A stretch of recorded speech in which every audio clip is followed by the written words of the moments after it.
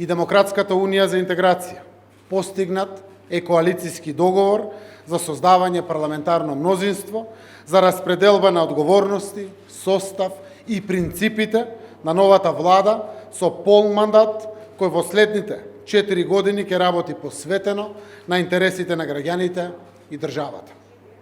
Се разбира, овој договор, кој што го постигнавме ние како председатели на двете партии, ќе биде презентиран и доставен на одобрување пред највисоките органи на Социјалдемократскиот сојуз на Македонија и ДУИ, односно Централниот одбор на СДСМ и Централниот совет на ДУИ во текот на денешниот и утрешниот ден, а СДСМ тоа ќе го направи пред своите коалициони партнери од коалицијата Можеме и пред ДПА како иден владин партнер. Јас сум особено горд што овој договор го постигнуваме на самиот почеток на истекот на 20-те уставно гарантирани денови кои јас ги имам на располагање како мандатар.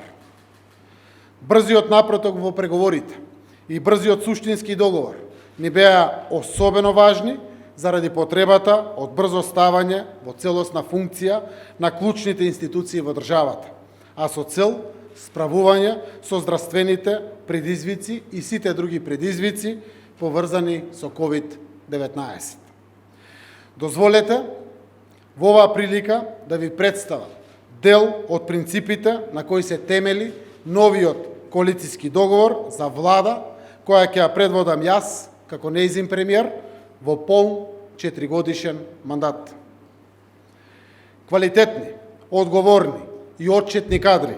ќе бидат предложени за сите ресори од двете страни. Кадри кои се подготвени во целост да ги испорачаат програмските определби и принципи од овој коалицијски договор.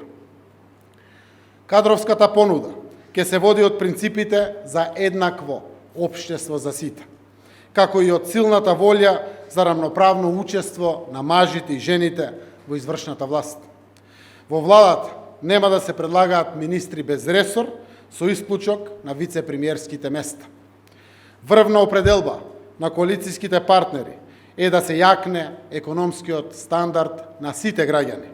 платите да продолжат да растат, да се вложува во нови работни места, во јасни перспективи за младите и во рамномерен регионален развој, да се води посебна грижа за најсиромашните граѓани и да се дава постојана поддршка на домашниот приватен сектор и да се продолжи со привлекување на странски инвестиции во државата.